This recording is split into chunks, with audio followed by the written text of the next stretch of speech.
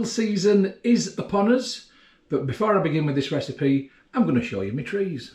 So this is what I call my front tree. These are red sweet apples, and don't be confused by that, that's a runner bean growing up the tree.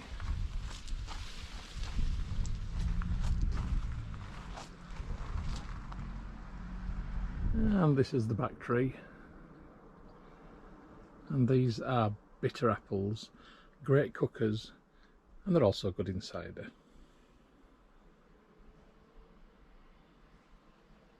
And here's the rhubarb plant, also in the front garden. I've harvested a little bit. It's a bit late for doing that, but never mind. And from those two trees, I'm getting about 1 kilo of windfall apples every single day now. So apple season really is here. This is the last 24 hours worth. I'm going to weigh those out in a second. So I thought I'd use my windfall apples that I've collected so far over the past few days, along with some rhubarb that I've picked in my garden, and I'm going to buy some crystallised ginger from the supermarket. I don't have any at the minute, but I thought I'd make a rhubarb and ginger cider. Sounds nice, doesn't it? So I've just weighed what I've picked in the past 24 hours, and it's actually 1.8 kilos. So that tells me that the rate that the apples are falling off now is rapidly increasing. I'm trying to leave the apples as long as possible before I pick them, but if they keep falling off at this rate, I might end up just picking them, because if I don't get to them, the slugs will get to them, the wasps will get to them, the jackdaws will get to them. So I'm just sort of keeping an eye on it and playing it day by day. So here's the fruit that's going into my cider. I've got just over 4 kilos of apples, and that's worked out quite nicely from what I've picked up, because I try and add 1 kilo of apples per gallon or per 5 litres. I've also got 400 grams of rhubarb, all of this from my own garden. And I'm going to make this cider over 2 days. So today I'm going to make the base, the fruit base. That's going to be the apple and rhubarb base. Tomorrow I'll complete making the cider, apart from adding the ginger, which I'm going to add a few days into fermentation. So it's big pan time, and I'm going to begin by adding a bit of water into the bottom. I'm just using tap water to begin with. That's enough. There's probably about half a litre there. Then I need to get my big chopper out and simply cut each apple in half, and each half then goes into the saucepan. I've got a lot more to do, so I'll be back in a bit. Right, that's my 4 kilos of apples in the pan. The water's in the bottom. I'm going to turn the gas on. I'm going to turn that down because I don't want it to frazzle them. I want the steam to build up and the apples will break down quite nice and easily. But I'm going to add to the apples the rhubarb. Okay, that's the rhubarb chopped. I'm just going to give it a little rinse through. Okay, there's my washed rhubarb. Now going on top of the apples. Lid on. And I'm going to leave this now for a good 40 minutes. So I'll catch you in a bit. Alright, it's been 25 minutes. Have an early look. So the steam's built up nicely. I'm just going to have a little mash around, I think. So using my big slotted spoon. Yeah, this is still far too hard on top, but underneath is probably a little bit mushier. So it might be as well to just try and move things around.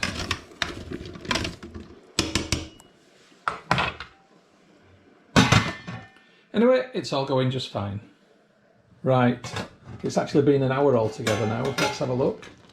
Yep, I can turn this off. So I'll turn the heat off the ring, and these are just breaking apart into nothing. That's exactly what I wanted. Okay, they're a bit hot to work with at the minute. So I should replace the lid with that, and I'll come back to them in a bit. Okay, it's a few hours later. I've let the apple mush cool down a little bit. It's still warm but not hot, but now I've got to take it from there, push it through that sieve into this pan just here. So I'll just demonstrate this to begin with. You don't need to see me do it all because it'll take forever, but basically it's a case of ladle of apple stuff into here. I'll put 2 or 3 ladles through. There we go. All the juice begins to drip out. And then it's simply a case of take spoon and work it. So as you can see, as I'm doing this, you'll be able to see stuff coming out of the bottom. So I'm getting all the flesh from the apples. I'm getting all the skin as well, so there's no need to put tannins in this with tea bags. There's no artificial tannins necessary, because the apple skins will do that job. So I'll just work this one sieve through and then I'll show you what I end up with. It's going to take a while, so I'll come back to you. Right, so the first 3 ladles are done in that sieve. That's the solid matter that's left. There's bits of skin, bits of stalk, pips, etc. there. And that is the lovely apple puree which has come through. This is just apple, nothing else.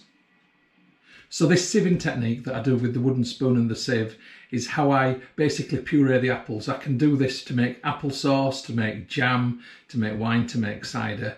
I find it works really well. It does make a very sediment heavy cider, and I will end up with that much sediment at least in the bottom of the fermenting vessel.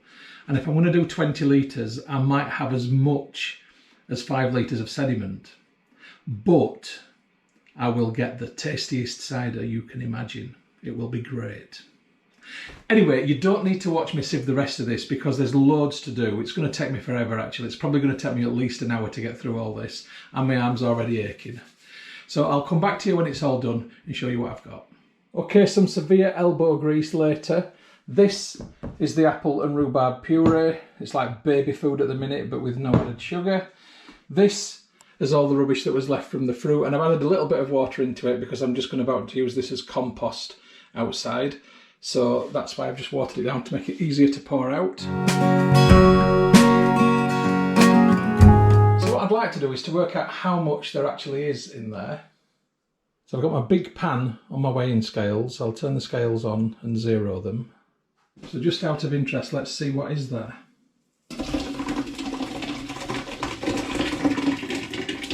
And I've ended up with 4 kilos of fruit, 4 kilos and 83 grams, and there's a bit of more scraping in this yet actually. So I'll get that out. So I'll just scrape this out. That'll do. So next I'm going to add some brew sugar because I want to up the ABV of the final cider.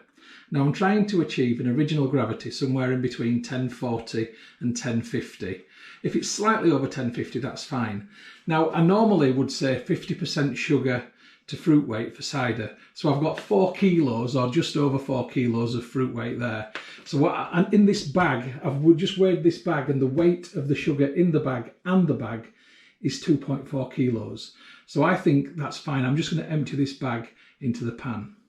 Right, wish me luck. Hope it doesn't go everywhere.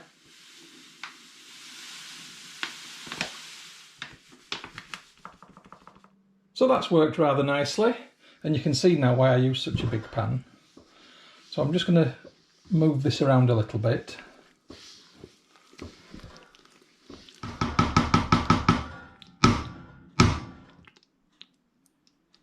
Next I'm going to fill the pan up with spring water. I'm using spring water because the tap water in Leeds is a bit chlorine-y. So I'll just give this a stir, and then I'm going to fill the pan all the way up. Okay, I'm going to add a further 6 litres of spring water, if the pan will take it.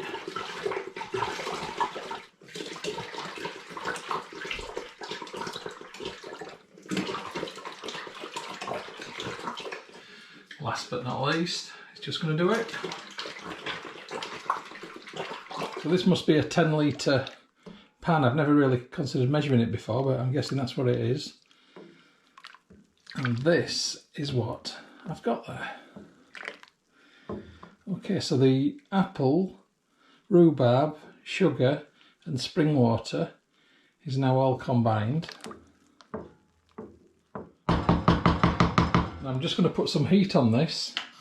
I'm going to put the lid on, and I just want this to get hot. It doesn't need to simmer or boil, I just want it to get hot. And when it gets hot, the brew sugar that's left in there will dissolve, and that'll be it. I'm switching it off overnight, and I'm going to pick the brew up tomorrow. So this is brew day 1, which is the first part of the recipe. Tomorrow will be brew day 2. So I'm going to switch this off later. You don't need to see me do that. I'll pick this up with you tomorrow. See you on brew day 2.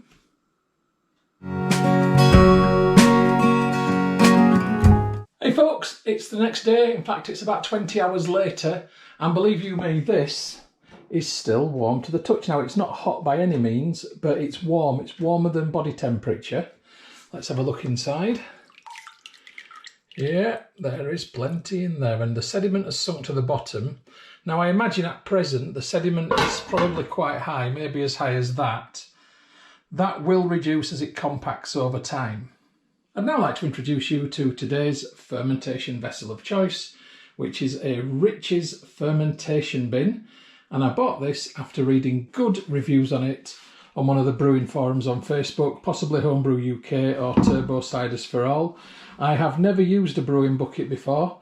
I always use either demijohns or the Muntons wine fermenter or my big Firmzilla, the flat bottom Firmzilla. I don't really like the fact that I can't see what's going on in there, because I like to be able to see what's going on.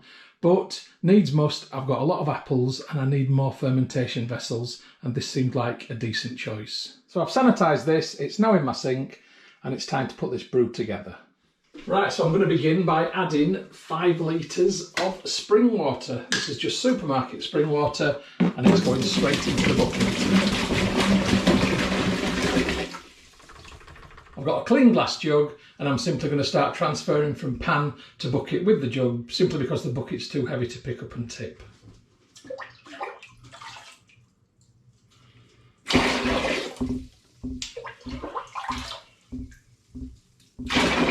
So this takes about 500 ml at a time. I'm going to take about half out of the pan, and then I'm going to add another big 5 litres of spring water.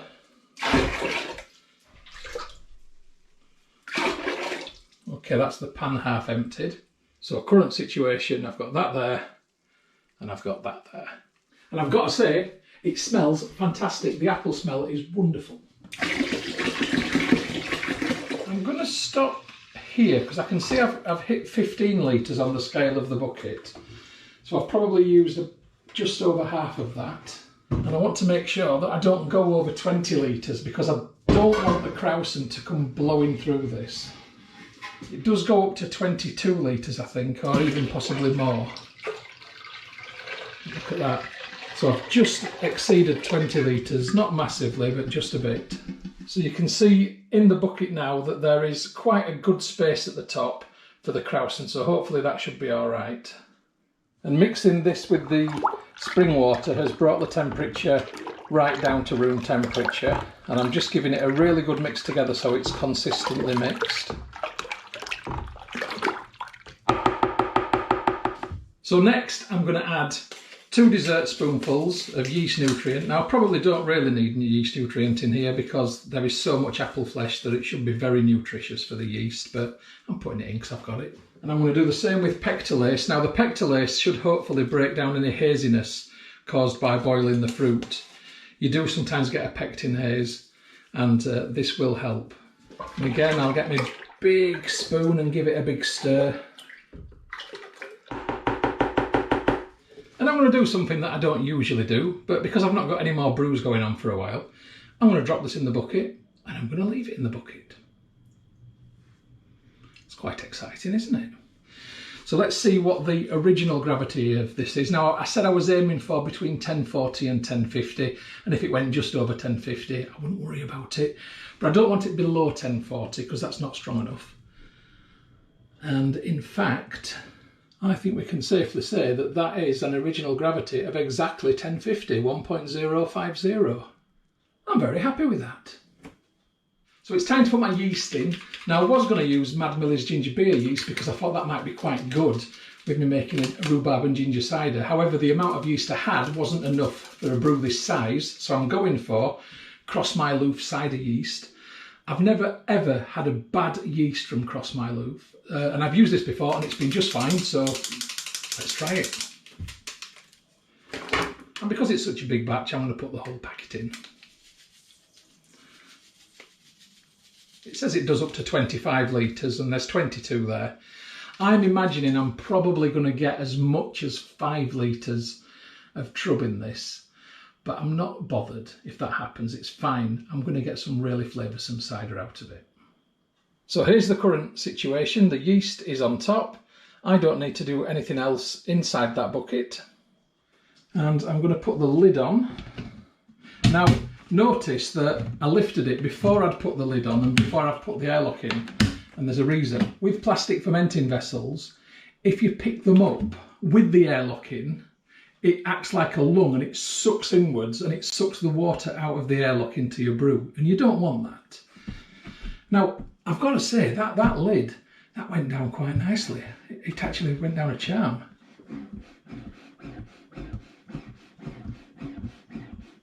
See what I mean about breathing? Okay, I'm going to push the airlock in and there's a nice rubber seal. Oh, see what I mean? You've got to be very careful. Fortunately, that's on the outside and nothing's gone in. Oh dear.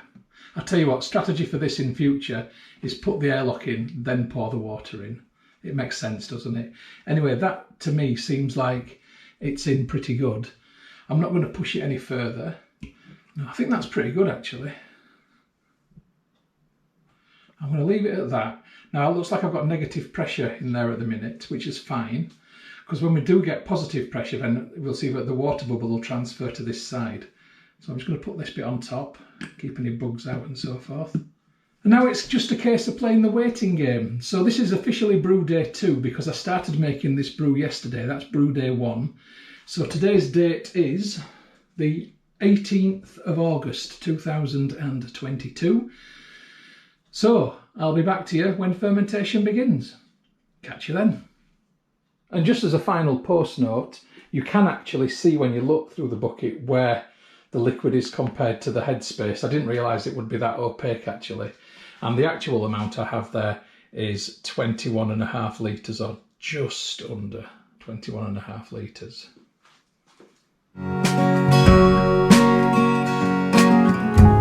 Okay, so the next day, so this is fermentation day 1, 12 hours later, brew day 3 officially. We've got positive pressure, we've got bubbles in the airlock, and if you look at the bucket from the side, with the light shining through it, you can see that the trub is separated into some at the bottom and some at the top with the liquid in between. So that gives me an indication actually as to how much cider I'll get there. So it seems to be going to 4 there and 19 there. So I'm looking at about 15 litres of cider at the minute, but if that does drop and compress, then I'm going to get more than that. So I'll come back to you with an update in a few days' time when I'm going to add the ginger. See you then.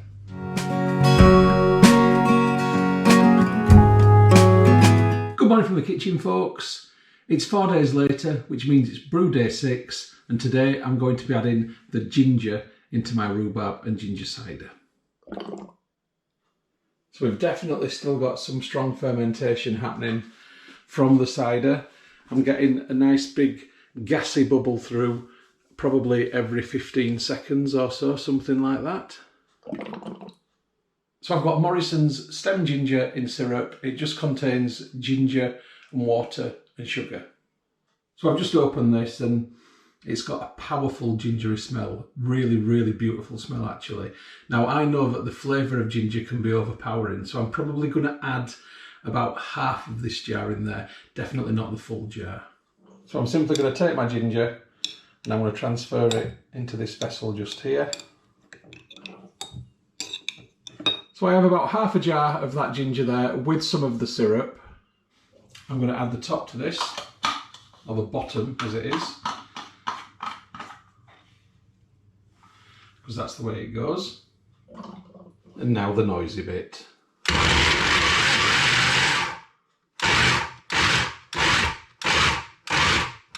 Okay, I want to add my ginger in here. First thing though, I need to get the airlock out because I don't want the water in the airlock to be sucked in by me removing the lid first without taking the airlock out. So I'm just going to twist and lift. Oh, and it's out. Right, lid police, look away. Oh, right, let's have a look inside. The apple smell is very powerful. And there's the hydrometer. It's stuck on 1.000, but I suspect that's stuck because of the amount of trub which has floated to the top. So I'm going to give this a bit of a break up and a stir with my big spoon. And there, see all that CO2 being released now.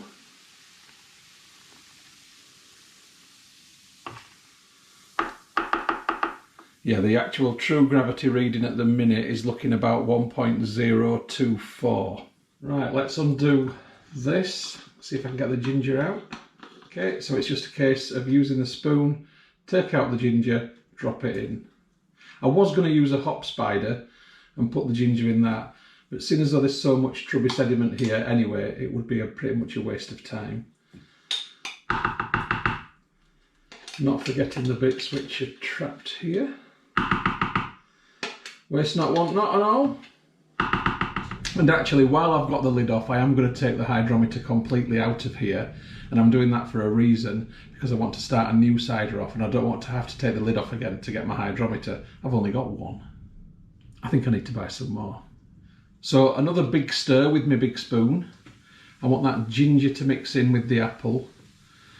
Now there's always a danger when you add a new ingredient in like this that somehow the yeast doesn't like it and it gets a bit shocked and fermentation stalls. I'm hoping that that won't happen because it was a very small amount of ginger and you can hear how much activity is going on here.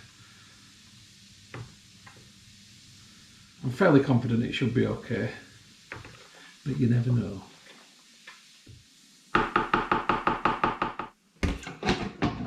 Right, so lid back on. Empty the water out of the airlock before pushing this back into place. There we go. Now I'm going to add a small amount of water back in there. That should do. Now I'm just waiting for the pressure to build up again inside from the CO2, and then hopefully the bubbles will start coming back through the airlock in the right direction. And in fact, that's already happening. I can see the pressure changing. There you go. So we've still got CO2 being produced, which is great. Lovely stuff. Okay, I'm done for the next week now. So I'm going to leave this for one more week with all the trub, with all the sediment in there. And then I'm going to rack it into secondary, into demijohns to finish fermenting. So I'll catch you in about a week's time. See you then. Afternoon from the utility room, folks. It is rhubarb and ginger cider racking day. Let's have a look at it. So apologies for the background noise before I go any further. I'm competing with the washing machine. But back to the cider. So this is now brew day 16. There is 0 fermentation taking place. This is completely fermented out. And you can see that by looking from the side here. Look at the thick layer of sediment at the bottom. Nothing sediment wise above it hardly. So today I'm going to be racking it from there into a 10 litre Muntons wine fermenter and a 4.5 litre demijohn. Now I reckon I've got about between 14 and 15 litres there, looking at the scale on the side. Whatever's left in the bottom after that, I'm going to run through my air still and make apple brandy from it. I'd normally rack using a siphoning tube, but today I'm going to use a jug which has been sanitised. It's not the best way to do it because it is introducing oxygen at a greater level, but I'm going to give it a go and fingers crossed that everything will work out alright. And if it doesn't, then it all goes through the air still. Easy. Really tight fitting. Smells good. Let's have a look inside. So you can see there that that looks pretty decent on top. So I've got my jug, and then into the Muntons wine fermenter I've got a funnel, and then that's got a coffee machine filter in it, hopefully to catch anything shrub or sediment wise. Fingers crossed there won't really be anything. I might make a bit of mess, hopefully not, but I have got some cloths if I need them, which invariably I will. Right, let's carry on. So let's try and do this as quickly as possible. I'm going to take the gravity while I'm doing it as well to measure that, and I'm also going to have a sample taste. This is definitely quicker than using a siphoning tube. I'm starting to see bits and pieces floating around in the cider now, so the filter is a good idea. And I can actually smell the ginger. Anyway, this is going to take a while. I'll come back to you when I've done this stage of it. So I've got the Muntons fermenter filled up, and I just want to show you what's in the filter just there. So that definitely has been worthwhile using. And that isn't looking too bad in terms of clarity. I reckon in a few days' time, or even a week's time, that might be ready for bottling. Okay, so that one's done. I'm now going to move on to the demijohn, and the washing machine's going to go on a very loud spin any second now. So I'm going to fill the demijohn up and then come back to you. Okay, I've got the Muntons wine fermenter filled and the demijohn. You can see the demijohn is particularly cloudy, as expected as you get further down the vessel. Let's move back to the brewing bucket. So according to the brewing bucket, there are 4 litres of stuff left in there. This is not going to get wasted because I'm now going to pour it through a muslin cloth, which is over a colander, into this pan, and the liquid that goes through is going to be stilled. So from this liquid I should be able to make some apple brandy. A bit messy.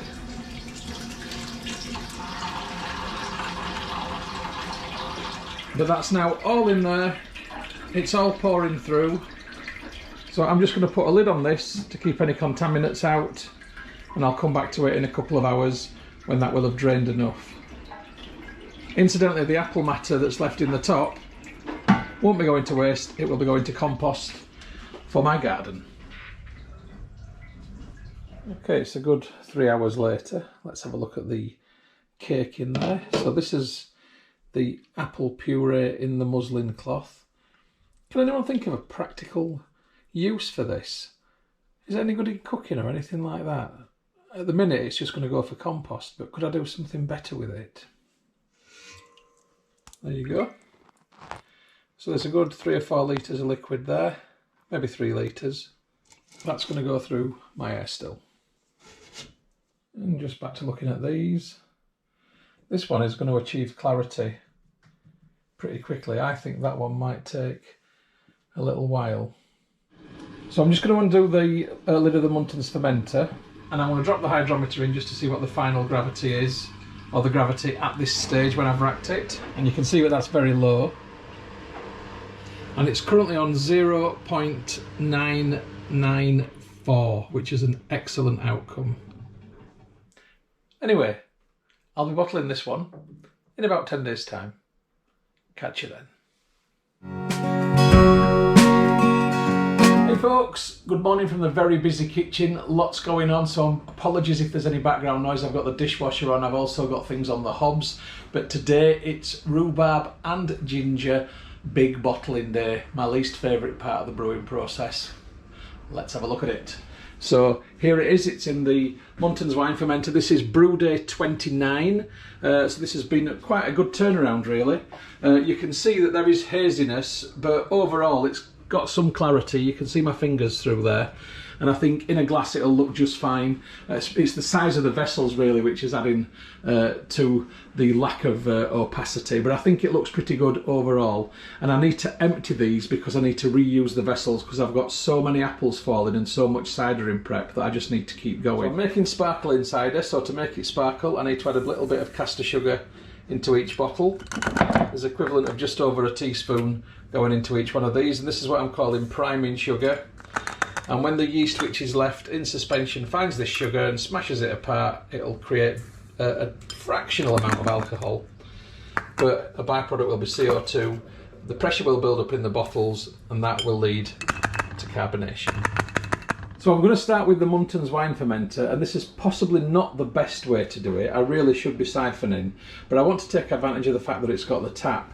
Now when I moved this up here, I did notice there were some bits and pieces, and I don't want to get a lumpy cider. So what I'm going to do is I'm just going to pour it through a jug to begin with, and a filter paper. It is risking oxidisation, but let's just see what happens. So all my equipment has been sanitised this morning, so it should hopefully be safely clean to use. So if you just look at that, That doesn't look too bad, does it? So I'll pour that through the paper.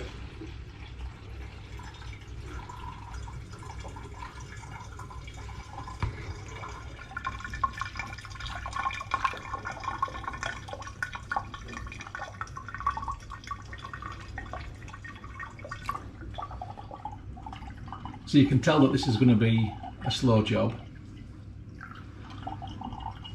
I guess like with everything else with brewing, if you're patient and take your time, you get better results. So that's what I'm going to do. So I'll come back to you when I've got the first few bottles done, and then we'll go to bunging and caging. So I'll see you shortly. Okay, I've got the last one of the first batch currently dripping through. These are all here. I'll just hold this bottle up to the light so you can see. That really doesn't look bad at all, does it? That's going to look nice and clear in the glass after that's conditioned for a month. Okay, so I'm going to demonstrate bunging and caging on just one of the bottles because I've literally got to do this 16 times. So what's the point in watching me do it 16 times? So it's a plastic bung, it's a reusable bung. It pushes into the bottle, and it's better to use a glove because you do get a pressure wound from doing it all the time. But I'm not going to use a glove today, and that's purely because I don't know where it is. So after the bung has gone on top, then a cage goes on top, and some of these cages I've bought, and some of these cages are donated from other people, like all the bottles are donated basically. I'm going to use a very small fork just to help me tighten this cage, because it does get a bit sharp on your fingers. Right, so that bottle is now bunged and caged. So the cage holds the bung in place. So when pressure builds up from carbonation, that bung will become a missile. The cage prevents that from happening.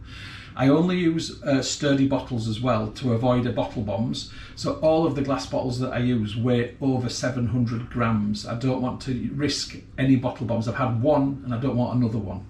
Anyway, I've got a very repetitive process to do now. So getting it from the fermenting vessels into the bottles, bunging, caging, etc, etc. I'll come back to you when these are all done because there's no point in you watching me repeat myself. Okay, so I'll see you in a bit. Well, believe you me, that were a job and a half. So there's my bottles. I need to rinse them off in a second. I've managed to empty most of the Muntons and just under half of the demijohn. I'm leaving that now. That's going to go through my air still. I've got enough. I don't need any more than this. So it's simply a case now of rinsing my bottles off prior to labelling them. Now before I label my bottles, I need to take a final gravity reading. Now I know at racking I took a gravity reading, but I'm going to take another one just in case it's decreased any further. So before at racking it was 0.994, and today after racking and bottling it is still 0.994. Okay, it's time to work out the final alcohol by volume for this brew. So I started off with an original gravity of 1.050. I ended on a final gravity of 0.994. That gives me a figure of 0.056, and if I multiply this by 131.25, I get a final alcohol by volume of 7.35%. That's pretty cracking. There was evidently a lot of natural sugars in those apples, as well as the brew sugar that I put in there, but that's a really, really good result. Okay, so I've got this little Bluetooth label maker just here. I've got my labels made up on a very simple template. I just need to get the correct number.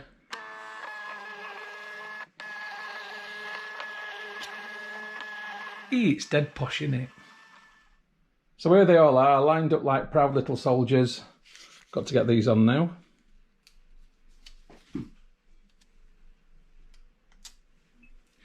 There you go. You don't need to watch me do this 17 times. I'll be back shortly.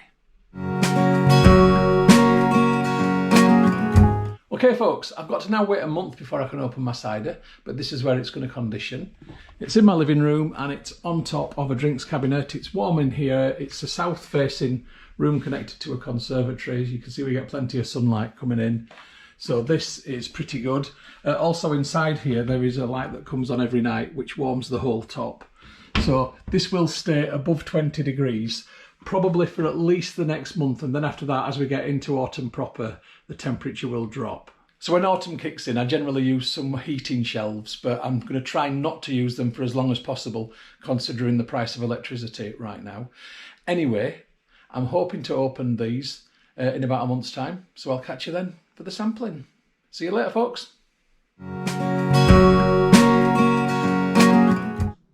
Good evening from the kitchen, folks. It's my rhubarb and ginger cider grand opening night, a premature grand opening night, as this is only brew day 46 and it's only been in the bottle for 17 days, whereas I would usually leave it in the bottle for 28 days. However, the bung is so raised, as you can see there, that I'm simply afraid to leave it in the bottle any longer because it looks like this could go pop. So I am opening this now to be safe rather than sorry. Fortunately, the cage is very tightly wound, so I'm going to undo it using a little fork. And as I undo, I pull away from the bottle so as not to fold the cage wire over itself. There we go. This wants to go. I might not even get the cage off. Just in case, I think this is for safety. There, it's gone. Whew. Well, it wasn't a dramatic pop, but there's definitely vapour, okay? Let's see what it looks like when I pour it into the glass. It's a sparkler. Now, it's not a dramatic sparkler, so that tells me that the others that are there that are still maturing and conditioning will be more sparkling. I was genuinely concerned by how much that bung was raised up. I mean, it was like at the limit of the cage. And I have had one bottle bomb in the past. And, you know, I didn't want to repeat that, especially when it was in my living room. So, it doesn't look like a sparkle fest at this point in time. It smells gorgeous. You can really smell the ginger. Let's have a taste. Oh, it's definitely sparkling. Wow. Potent ginger fieriness on my tongue. But the apple flavour is lacking, as is the rhubarb flavour. This is interesting. This needs longer to condition. It's too young, it's too immature. So what I'm going to do with the rest of my bottles is take them from my living room, put them somewhere a little bit cooler, inside a box, and then in another 2 weeks, let's try another one. So cheers for now. It's definitely conditioned and it's definitely working, but it's not sparkling enough yet and the flavour hasn't developed enough yet. So it's got more to go. More way to go, that's what I should say. So anyway, cheers folks, and I'll catch you on the next time I open this one. See you then. Good evening from the kitchen, folks. It's just over a couple of weeks from my last film with the rhubarb and ginger cider, and tonight it's my second opening night film. It's actually now brew day 62. Now the bung on this definitely looks raised. Have a look for yourself. If this isn't carbonated, then I just don't know why. Okay, let's find out. So what I would like is I'd like it to open with a nice pop. I'd like there to be some fizz in the glass. I'd like it to smell good. I'd like it to look good and clear, but I want it to taste nice. And I want it to taste of more than just the fiery ginger. Let's see. I'm asking a lot, aren't I? I'm always asking a lot. Right. Am I going to get a pop? Yes! And vapour. Woo! Excellent. Right. That was exciting. Let's have a look. Oh, yes, yes, yes, yes. See, just that little bit of extra time. And we've got super sparkles. Let's just listen. Oh, I can't hear it now. Actually, that seems to have gone from super sparkles to mild effervescence in one pour. It was a clean glass, so I can't blame that. Let's just have a see. Right, smell first. Right, now it really does smell cidery. I'm getting the apples and I'm definitely getting the ginger. It's fizzy. It's dry. Or is it medium dry?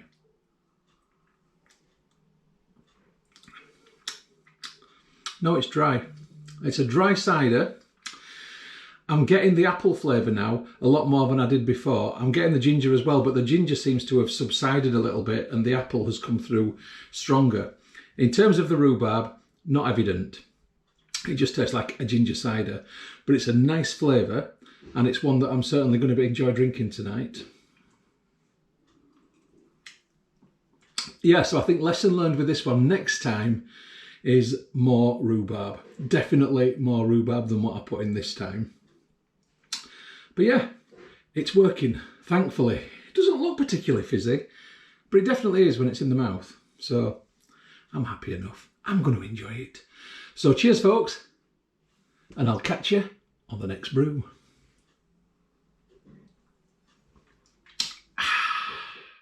The film that you've just watched is a Moss Home & Garden production. You can find more by going to www.mosshomeandgarden.co.uk. I'd just like to say thank you very much for supporting my YouTube channel and for watching my films. It really is very much appreciated. If you haven't already done so, please subscribe to my YouTube channel in order to receive future updates about the home and garden films which I upload. You can find my YouTube channel by going to www.mosshomeandgarden.co.uk. Please click on the red subscribe button. When you've done that, a little bell will appear. If you press that also, then you'll get future updates about the films which I upload. If you like my films, if you like my style of filming, then you might also like my travel channel, which you will find by going to youtube.com/Stuart Moss or type in www.mosstravel.tv. Again, if you could subscribe to that channel, it would be hugely appreciated. If you'd like to get Moss Home and Garden updates on Facebook, then please open Facebook and do a search for Moss Home and Garden, and you will find the page. If you like the page, then you will get future updates on there. And if you'd like to connect on Instagram for home, garden and travel photography, as well as some stories, then my username is StuMoss, STUMOSS. If you'd like to connect on Twitter, then my username is @StuartMoss. And if you'd like to contact me about film usage or any other issue, please just email me on stewmosshomegarden@gmail.com. Once again, thank you very much for supporting my channel, for watching my films. I do appreciate it. I'd just like you all to have a great day.